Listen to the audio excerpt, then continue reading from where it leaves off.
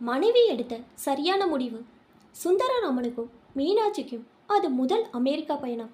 எல்லாமே பிரமிப்பாக இருந்தது. மகன் கிரியின் வீடு பிரம்மாண்டமாக இருந்தது.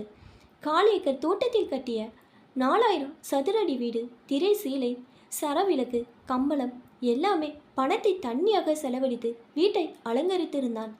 திரும்பிய பக்கமெல்லாம் பலத்த ஆடம்பரம். ஒவ்வொன்றுக்கும் செலவழித்த பணத்தை கிரி பட்டியல் போட்டு கொண்டு வர மீனாட்சிக்கு தாங்க முடியாத பெருமை. ஆனால் சுந்தரராமனுக்கு இந்த கலை நயமில்லாத ஆடம்பரம் ரசிக்கவில்லை. அவர் முகத்தை பார்த்து இதை புரிந்து கொண்ட சுதா நாசுக்காக பேச்சை திருப்பி அனைவரையும் சாப்பாட்டுக்கு அழைத்து சென்றாள். பேத்தியும் பேரனும் ஆரம்பத்தில் கொஞ்சம் கூச்சப்பட்டாலும் 10 நாளில் தாத்தா பாட்டியிடம் ஒட்டி கொண்டார்கள். தாத்தா சொல்லும் கதைகளும் பாட்டி செய்து தரும் விதவிதமான உணவு வகைகளும் அவர்களுக்கு நிரம்பவே பிடித்தன. பொறுப்பான வேலையில் இருந்த சுதா காலையில் 7 மணிக்கெல்லாம் ஆஃபீஸுக்கு கிளம்பி விடுவாள். 8:45க்கு குழந்தைகளை பள்ளி பேருந்தில் ஏற்றிவிட்டு கிரியும் கிளம்பி விடுவான். 4 மணிக்கு குழந்தைகள் வரும் நேரம் சுதாவும் வந்து சேர்வாள். அறக்க பறக்க குழந்தைகளுக்கு ஏதாவது சாப்பிட கொடுத்துவிட்டு இரவு சமையலுக்கு ஏற்பாடுகளை கவனிக்கும் மருமகளின் சிரமத்தை புரிந்து கொண்ட மீனாட்சி சமையல் அரை பொறுப்பை வழியை ஏற்றுக்கொண்டாள். வார இறுதியில் சுதா மாமனரை அழைத்து கொண்டு லைப்ரரி சென்று நிறைய புத்தகங்களை எடுத்து வருவாள். கிரி குடும்பத்திடம் எல்லாரையும் ஊரில் பார்க்க வேண்டிய இடங்கள்லாம் அழைத்து சென்று சுற்றி காட்டினான். பண்டிகள் உரிய காலத்தில் வந்து போயின. வீட்டில் என்ன வேது பச்சனங்க செய்ய முடியாதது குறித்து மீனாட்சிக்கு சற்று குறைதான். ஆனால் விதவிதமான இனிப்பு பச்சனங்களை செய்து திருப்திப்பட்டு கொண்டாள். தீபாவளி பண்டிகை பட்டாசுகளின் ஆரவாரமில்லாமல் அமைதியாக வந்து போயிட்டு பண்டிகைக்காக சென்னையிலிருந்து மருமகளுக்கு அழக பட்டுப்புடவையும் பேத்திக்கு பாவாடையும் வாங்கி வந்திருந்தன. தீபாவளிக்கு முன்தினம் கிரி சுதாவுக்காக ஒரு வைரல் நெக்லஸ் வாங்கி வந்திருந்தான். சுதாவை ஆச்சரியத்தில் ஆழ்த்த விரும்பியவன் அதை அம்மாவிடம் மட்டும் காட்டிவிட்டு ஒளித்து வைத்திருந்தான். தீபாவளி அன்று அனைவரும் குளித்து ஆடை உடுத்திய பின் நெக்லஸை எடுத்து வந்து கொடுத்தான். மருமகளின் முகத்தில் நிலவப்போகும் சந்தோஷம் கலந்த ஆச்சரியத்தை காண ஆவலுடன் காத்திருந்தாள் மீனாட்சி. ஆனால் நகை பெட்டியை வாங்கிய சுதாவின் முகத்தில் காணப்பட்டது கவலையும் கோபமும் தான். பெட்டியை கிரியிடம் திருப்பி கொடுத்தாள். ப்ளீஸ் கிரி, இதை நாளைக்கே திருப்பி கொடுத்து விடுங்கள். உங்களுக்கு நன்றாக தெரியும் நான் நகை நட்டுகளை நாட்டா இல்லாதவள் என்று. படபடவென்று பேசிவிட்டு திரும்பி பாராமல் உள்ளே சென்ற மருமகளை ஒன்று புரியாமல் பார்த்தாள் மீனாட்சி. வாயை திறவாமல் குனிந்த தலையுடன் அங்கிருந்து அகன்றான். சிறிது நேரத்துக்கு பிறகு வெளியில் வந்த மருமகளை சற்றே வருத்தத்துடன் பார்த்தாள் மீனாட்சி. இது என்ன சுதா, அவன் எத்தனை ஆசையாக வாங்கிட்டு வந்தா தெரியுமா? இப்படி அலட்சியப்படுத்திட்டே. அவன் மனசு புண்பட்டது உனக்கு ஏன் புரியவில்லை? அனாவசிய செலவுமா? எத்தனையோ முக்கியமான செலவுகள் காத்திருக்க இப்படி ஒரு செலவு அவசியமில்லை. தீபாவளி அன்று மாலை சிநேகிதர்கள் அழைத்து பெரிய விருந்தை நடத்தினான் கிரி. வீட்டிலே நடத்த விரும்பினான் சுதா. ஆனால் கிரி ஒப்பவில்லை. பெரிய ஹோட்டலில் தடப்புடலாக ஏக செலவு செய்து நடத்தினான். விருந்தில் ஏதோ சுரத்தலாமல் கலந்து கொண்ட சுதாவை பார்த்த சுந்தரராமனுக்கு ஏதோ உறுத்தியது. கிறிஸ்மஸ், புது வருட பிறப்பு என்று நாட்கள் வந்து போயின. மிகவும் பழசாகிவிட்ட சுதாவின் காரை விற்றுவிட்டு கிறிஸ்மஸ்க்கு புது வண்டி வாங்க விரும்பினான் கிரி. இம்முறையும் சுதா கண்டிப்பாக மறுத்துவிட்டாள். மீனாட்சிக்கு மருமகள் ஒவ்வொரு முறையும் முட்டுக்கட்டை போடுவதை பார்க்க எரிச்சலாக வந்தது. சுந்தரராமனுக்கு மகன் அளவுக்கு அதிகமாக ஊதாரி செலவு செய்வதும் சுதா ஓரளவு கட்டுப்படுத்த முயற்சிப்பது தெரிந்தது. அவருக்கு கிரியில் இளமை பருவம் நினைவுக்கு வந்தது. சுந்தரராமன் மீனாட்சி தம்பதியரின் மூத்த மகன் கிரி. அவனுக்கு பிறகு 8 வருஷங்கள் வேறு குழந்தைகள் பிறக்காததால் அவன் ஒரே மகன்தான் தங்களுக்கு கொடுப்பினை என்று அவர்கள் தீர்மானமாக நினைத்திருக்கும் போது மீனாட்சி மறுமுறை கருவுற்று லதாவும் ஸ்ரீராமும் இரட்டையராக பிறந்தார்கள். வெகு காலம் ஒற்றை குழந்தையாக இருந்த கிரி மீனாட்சிக்கு அதீத செல்வம். சுந்தரராமுக்கும் பிரிய இருந்தாலும் எதிலும் நிதான சுபாவமும் முன் யோசனையும் உள்ளவர். மகனை கண்டிப்பு கலந்த அன்புடனே நடத்தினார். மீனாட்சி அப்படி இல்லை. கிரி எது கேட்டாலும் உடனே அவனுக்கு கிடைக்க வேண்டும். தப்பு செய்தாலோ மரியாதை குறைவாக நடந்தாலோ அவள் எடுத்து சொல்லவோ கண்டிக்கவே மாட்டாள். சுந்தரராமன் சற்று கண்டித்தாலும் குறுக்கிட்டு அவனை பாதுகாப்பது அவளுக்கு வழக்கமாயிற்று. குழந்தை பருவத்திலே அவன் கேட்கும் போதெல்லாம் ஐஸ்கிரீம் சாப்பிட, மிட்டாய் வாங்கி சாப்பிட இன்று கையில் பணம் கொடுக்க ஆரம்பித்தாள். சுந்தரராமன் தடுத்த போது அவருக்கு தெரியாமல் கொடுத்தாள். அவரால் எவ்வளவு முயன்றும் மனைவியை திருத்த முடியவில்லை. குழந்தையின் அருமை தெரியாத என்று அவரையே சாடினாள். வீட்டில் மற்ற குழந்தைகள் பிறந்த போதும் மீனாட்சியின் இந்த குணம் மாறவில்லை. லதாவையும் ஸ்ரீராமையும் சாதாரணமாக வளர்த்த அவளுக்கு ஏனோ கிரியிடம் மட்டும் அசட்டுத்தனமான செல்லம். மனைவியின் ஒத்துழைப்பு இல்லாமல் சுந்தரராமனுக்கு எதுவும் செய்ய முடியவில்லை. தம்பி தங்கையின் பிறப்புக்கு பிறகு தாய் தந்தரின் அன்பை பங்கிட தயாரில்லாத கிரி மேலும் பிடிவாதக்காரனாக வளர்ந்தான். வளர்ந்து கல்லூரி சேர்ந்த பின்பும் அவன் மாறவில்லை. மாறாக அவனது ஊதாரித்தனம் அதிகமாயிற்று. நண்பர்களுடன் ஹோட்டலுக்கு போய்விட்டு பில் கட்டாமல் வருவான். கல்லூரி ஃபீஸ் பணத்தை கொண்டு சீட்டாடி விட்டு வருவான். தந்தை போய் பணம் கட்டிவிட்டு வருவார். படிப்பில் சூட்டுக்கையாக இருந்ததால் ஒரு வாராக கிரி படிப்பை முடித்து வேலையில் சேர்ந்தான்.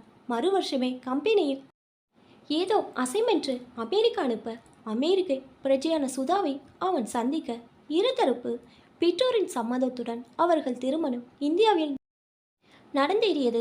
சுதாவின் தந்தைக்கு மட்டும் கிரி மீது முழு நம்பிக்கை வரவில்லை. சுதாவின் வற்புறுத்தலுக்காக சம்மதித்தார். சுதா அமெரிக்க பிரஜையானதால் கிரிக்கு கிரீன் கார்டு சுலபமாக கிடைத்தது. சில வருடங்களில் அவனும் அமெரிக்க பிரஜையானான். இந்த 16 வருடங்களில் அவன் தம்பி தங்கை கல்யாணத்துக்கு 10 நாள் வந்தது தவிர இந்திய பக்கம் வரவில்லை. அவன் பெற்றோருக்கும் வீட்டில் மற்ற பொறுப்புகளை விட்டு வர இயலவில்லை. இம்முறை சுதா மிகவும் வற்புறுத்தி டிக்கெட் வாங்கி அனுப்பிவிட்டாள். மறுக்க முடியாமல் இருவரும் கிளம்பி வந்து சேர்ந்தார்கள். சுந்தரராமனுக்கு இன்னமும் கிரி பக்குவப்படவில்லை. முன்பு போலவே பொறுப்பு இல்லாதவனாக இருக்கிறான் என்று தோன்ற ஆரம்பித்தது. ஆயிற்று. மார்ச் மாத கடைசியில் இந்தியா திரும்ப வேண்டும். பிப்ரவரி பிறந்துவிட்டது. ஊர் திரும்பவும் மகனிடம் பொறுப்புடன் செலவு செய்வது பற்றி பேசுவது உசித்தமா இல்லையா என மன போராட்டத்தில் இருந்தார் அவர். அந்த சமயத்தில் ஒரு நாள் காலை 7:30 மணியாகியும் கிரி எழுந்து வராதது கண்ட மீனாட்சி மகனை எழுப்ப மாடிக்கு போனாள். கிரி வெறுமனமே படுத்திருப்பதை பார்த்தவள் அவனுக்கு உடல்நிலை சரியில்லையோ என்று பதறி போனாள். விசாரித்தவளிடம் இன்று ஆஃபீஸ் போகவில்லை, லீவு என்று மட்டும் சொன்னான். மெல்ல 10 மணிக்கு மேல் எழுந்து பல் தேய்த்து காஃபி குடிக்க வந்த கிரியிடம் அவன் அப்பாதான் விசாரித்தார். எதனால் விடுமுறை என்று. கிரியின் பதில் படு அலட்சியமாக வந்தது. எல்லாம் சுத்தம் அடையன்கள்ப்பா. இந்த வருஷம் என் ப்ராஜெக்ட் ஒன்று கை நழுவி போய்விட்டது. நான் தான் பொறுப்பு என்று பழி போட ஆரம்பித்தார்கள். என்னுடைய பாஸ் போடா போ என்று வேலையில் அவன் முகத்திலேயே தூக்கி போட்டுட்டு வந்துட்டேன். ஏன் அருமை அப்பதான் தெரியும் அவங்களுக்கு என்று அவனை வியப்புடன் பார்த்த சுந்தரராமன். 2 வருடம் பொருளாதார சரிவில் அவரவர்கள் வேலையை காப்பாற்றிக்கொள்ள படாத பாடுபடும்போது நல்ல வேலையை அலட்சியமாக விட்டு வந்த மகனை என்ன சொல்வதென்று அவருக்கு புரியவில்லை. சாயங்காலம் வழக்கமான நேரத்தில் ஆஃபீஸிலிருந்து திரும்பி வந்த சுதாவின் முகத்தில் ஆடவில்லை. ஆஃபீஸ்க்கே ஃபோன் செய்து கிரி சொல்லியிருந்தால் போலும். இரவு சாப்பாடு வரை எதுவும் பேசாமல் இருந்தவள் சாப்பாடானதும் கிரி மாடிக்கு போய்விட சுந்தரராமனையும் மீனாட்சியும் தேடி வந்தாள். இது முதல் தடவை இல்லப்பா. இதுவரை 5 முறை வேலையை காரணமில்லாமல் விட்டு வந்திருக்கிறார்.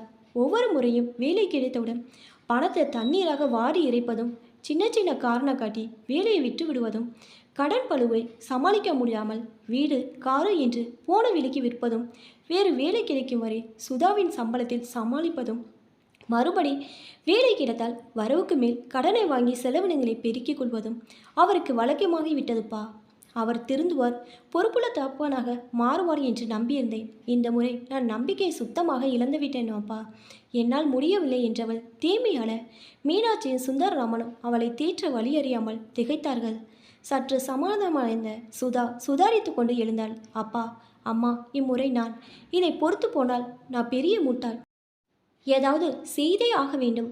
ஐ have to do something drastic என்று தீர்மானமாக சொன்னவள் ஏதோ நடக்காதது போல் வீட்டு வேலையை கவனிக்க சென்றாள். மறுநாள் வழக்கம் போல் அலுவலகம் சென்றாள். அப்போதிருந்தே பொருளாதார சரிவில் வேலையில்லாத திண்டாட்டம் அதிகமாக இருந்தது. வேலை கிடைக்கலாம் என தோன்றிய 1-2 இடங்களில் கிரி அடிக்கடி வேலைமற்ற காரணம் என்னவென்று விசாரித்தார்கள். அவன் சொல்லிய காரணங்கள் அவர்களுக்கு திருப்தி அளிக்காததால் வேலை கை நழுவியது. கடைசியாக ஒரு புது கம்பெனியில் மிக குறைவான சம்பளத்தில் வேலைக்கு அமர்ந்தான் கிரி. எல்லாம் கொஞ்ச நாள் தான் அப்பா. கூடிய சீக்கிரம் இதுபோல் 2 மடங்கு சம்பாதிக்க வேலை கிடைக்கும். இந்த சுதாவுக்கு வீண் பயம். தானும் ஜாலியாக இருக்க மாட்டா, என்னையே இருக்க விட மாட்டா என்றவனே மறுபடி செலவுகளை பெருக்க ஆரம்பித்தான். மார்ச் மாதம் 3 வாரங்கள் ஓடிவிட்டன. மீனாட்சியும் சுந்தரராமனும் இன்னும் 6 நாட்களில் ஊருக்கு கிளம்ப வேண்டும். சுதா அவர்களிடம் பேச விரும்புவதாக சொன்னான். அம்மா அப்பா, நான் சில தீர்மானமான முடிவுகள் இருக்க வேண்டிய நிலைமையில் இருக்கிறேன். என் முடிவு உங்களுக்கு வருத்தத்தை தரலாம். ஆனால் நான் ஏதும் செய்யாமல் போனால் உங்கள் மகன் திருந்துவார் என்ற நம்பிக்கை எனக்கு இல்லை. நாளைக்கு என் அப்பா அம்மாவை வர சொல்லியிருக்கேன். எல்லாரும் சேர்ந்து முடிவெடுப்போம். நீங்கள் என் முன்னுமே மன்னித்து ஏற்றுக்கொள்வீர்கள் என்று நம்புகிறேன் என்று சொல்லி முடித்தவள் கண்ணை துடைத்து கொண்டு அகன்றாள். மறுநாள் சனிக்கிழமை கிரியும் வீட்டில் தான் இருந்தான். பக்கத்து ஊரிலே கல்லூரி ஆசிரியராக இருந்த அவர் தந்தை தாயிடம் வந்து சேர்ந்தார். மதிய சாப்பாடு ஆனதும் சுதா குழந்தைகளை ஒரு சிநேகிதின் வீட்டில் விளையாட விட்டு வந்தாள். சுதாவின் அப்பா பேச ஆரம்பித்தார். அப்பா, கிரி உன்னிடம் நிறையவே நம்பிக்கை வைத்து உன்னை கல்யாணம் செய்து கொண்டாள் என் பெண். எங்கள் பெண்ணின் மனதை மதித்து உனக்கு கல்யாணம் செய்து கொடுத்தோம். ஆனால் நீ அவளுக்கு பாதுகாப்பாக நல்ல புருஷனாக நடந்து கொள்ளவில்லை என்பது உன் மனசாட்சிக்கே தெரிந்திருக்க வேண்டும். உன் பொறுப்பு இல்லாமையால் குழந்தையின் எதிர்காலம் பெருமளவில் பாதிக்கப்படும். தவிர நீ ஒரு நல்ல முன் உதாரணமாக இல்லை என்று சுதா அபிப்பிராயப்படுகிறாள். அதனால் அவள் சில முடிவுகள் எடுத்திருக்கிறாள். என்ன என்று அவள் வாயாலேயே சொல்லட்டும் என்று சொல்லி ஒதுங்கி கொண்டார். நான் உங்களிடமிருந்து பிரிந்து வாழ விரும்புகிறேன் கிரி என்று சுதா சொல்ல கிரி திடுக்கிட்டு போனான். ஏதோ பொறுப்பாக நடப்பது பற்றி லெக்சர் இருப்பதாக அலட்சியமாக இருந்தவனுக்கு இது பெரிய இடியாக இருந்தது. விவகாரத்தா என்ன சுதா, விளாடுறியா என்றவனை இடமறித்தா சுதா. ப்ளீஸ் கிரி, என்னை முழுவதும் பேச விடுங்க என்றவள் தொடர்ந்தாள். விவகாரத்தை பற்றி நான் இன்னும் யோசிக்கவில்லை. நான் இங்கேயே வளர்ந்தாலும் இந்திய பெண். ஆனால் என் பொறுமைக்கு ஒரு எல்லை உண்டு. இப்போதைக்கு நான் பிரிவதுதான் ஒரே முடிவாக எனக்கு தோன்றுகிறது. இப்போது நான் உங்களுக்கு திருந்த வாய்ப்பு கொடுக்கிறேன். ஆனால் நீங்கள் உங்களிடம் உள்ள குற்றம் குறைகளை புரிந்து கொள்ள வேண்டும். மாற நீங்களே முயற்சிக்க வேண்டும். அதற்கான பக்குவம் உங்களிடம் இருக்கிறதா என்பது எனக்கு தெரியவில்லை. அப்படி நீங்கள் மாறினால் பொறுப்புடன் நடந்து கொள்வீர்கள் என்ற நம்பிக்கை என் மனதில் ஏற்பட்டால் நான் மறுபடியும் குழந்தைகளுடன் உங்களுடன் சேர்ந்து வாழ வருவேன். இப்போது நீங்கள் குழந்தைகளை வந்து பார்க்க விரும்பினால் நான் தடுக்க மாட்டேன். ஆனால் என் முடிவை மாற்ற தயவு செய்து முயற்சிக்காதீர்கள். இனிமேல் நான் மறுபடியும் சேர்வதும் சேராமலே பிரிவதும் உங்கள் கையில் தான் இருக்கிறது என்று முடித்தாள். யாரும் வெகு நேரம் எதுவும் பேசவில்லை. கடைசியாக கிரிதான் அங்கு நிலவிய மௌனத்தை கலைத்தான். அப்பா, அம்மா, உங்கள் மாட்டுப்புண் சொன்னதை கேட்டீங்களா? உங்களால் பொறுமையாக இதை ஏற்றுக்கொள்ள முடிகிறதா? உங்கள் மகனை தலைகுனிய வைத்திருக்கிறாள் உங்கள் மருமகள் என்றால் சற்றே கோபத்துடன். அவள் சொல்வதில் எனக்கு தப்பு எதுவும் தெரியவில்லை கிரி. நன்றாக யோசித்து குழந்தைகள் நலம் கருதி நல்ல முடிவுதான் எடுத்திருக்கிறாள் என் மருமகள். அவளை பற்றி நான் பெருமைப்படுகிறேன் என்ற சுந்தராமனை தொடர்ந்து மீனாட்சியும் எனக்கும் அப்பா சொல்கிற அபிப்பிராயம்தான் சரியாக தோன்றுகிறது கிரி. நீ உன் அகம்பாவத்தையும் ஊதாரி குணத்தையும் விட்டு திருந்த முயற்சிப்பதுதான் ஒரே வழி என்றாள். அம்மா, நீ கூடவா என்றவனை நோக்கி, ஆமா கிரி, நான் கூட தான். அப்பா அந்த நாளில் சொன்னபோது எனக்கு புரியவில்லை. என் மருமகள்தான் எனக்கு தெளிவை கொடுத்தாள். நன்றாக யோசித்து பார், நீ புத்திசாலிதான், உனக்கே புரியும் என்று சொல்லி எழுந்து கொண்டார். ஒவ்வொருவராக எழுந்து போய்விட்டனர். கிரி யோசிக்க தொடங்கினான்.